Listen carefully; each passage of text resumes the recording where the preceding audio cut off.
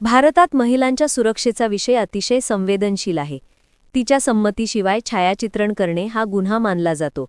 पण कोणत्या परिस्थितीत तो कायदेशीर गुन्हा ठरतो आणि कोणत्या वेळी फक्त दबाव टाकण्यासाठी केलेली खोटी कारवाई असते, याबाबत सर्वोच्च न्यायालयाने नुकताच एक महत्त्वपूर्ण निर्णय दिला आहे. हा निर्णय केवळ एका व्यक्तीचा सुटकेपुरता मर्यादित नसून संपूर्ण न्यायप्रणालीसाठी मार्गदर्शक ठरतो. कोलकात्यातील एका मालमत्तेबाबत दोन भावांमध्ये आधीपासून नागरी वाद सुरू होता. 2018 मध्ये न्यायालयाने स्पष्ट आदेश दिला होता की ही मालमत्ता कोणत्याही तृतीय पक्षाला देऊ नये आणि संयुक्त ताबाच राहू द्यावा. याच दरम्यान 2020 मध्ये तक्रारदार महिलेने पोलिसांमध्ये तक्रार केली की आरोपी व्यक्तीने तिला मालमत्तेत प्रवेश करू दिला नाही, धमकावले आणि तिचे फोटो काढले. पोलिसांनी कोणतेही ठोस पुरावे नसताना आरोपपत्र दाखल केले आणि प्रकरण फौजदारी गुन्ह्याप्रमाणे पुढे गेले. तक्रारीतील आरोप काळजीपूर्वक तपासल्यानंतर सर्वोच्च न्यायालयाने काही अत्यंत महत्त्वाची निरीक्षणे नोंदवली. कलम 354 अंतर्गत आरोप सिद्ध होण्यासाठी महिला खासगी अवस्थेत असणे किंवा तिच्या शरीराचे संवेदनशील भाग निषिद्धपणे छायाचित्रित केले जाणे आवश्यक असते. या प्रकरणात तसे काहीही नव्हते.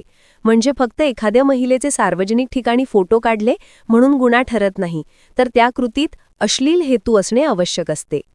धमकावण्याच्या आरोपाबाबतही न्यायालयाने सांगितले की नेमकी काय धमकी दिली हे तक्रारीत स्पष्ट केलेले नाही. कोणतेही स्वतंत्र साक्षीदार नाहीत, त्यामुळे हा आरोप टिकत नाही. अडवणुकीच्या आरोपाच्या संदर्भात न्यायालयाने आणखी एक महत्त्वाचा मुद्दा मांडला. ज्या जागेवर प्रवेशाचा कायदेशीर अधिकार नाही, तिथे एखाद्याला अडवले तर ते गुन्हा नाही. येथे आधीच नागरी न्यायालयाने तृतीय पक्षाला आत येऊ नये असा आदेश दिला होता. आरोपीने हा आदेश पाळला म्हणजे तो गुन्हा नव्हे तर कायद्याचा सन्मानच. या सर्व बाबींच्या आधारे सर्वोच्च न्यायालयाने स्पष्ट केले की नागरी वादांना गुन्हेगारी रंग देण्याचे प्रकार वाढत आहेत.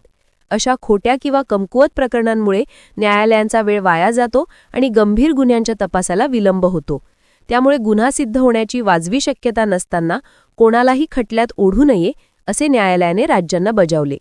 शेवटी न्यायालयाने सर्वच आरोपातून आरोपीस मुक्त करून न्याय दिला.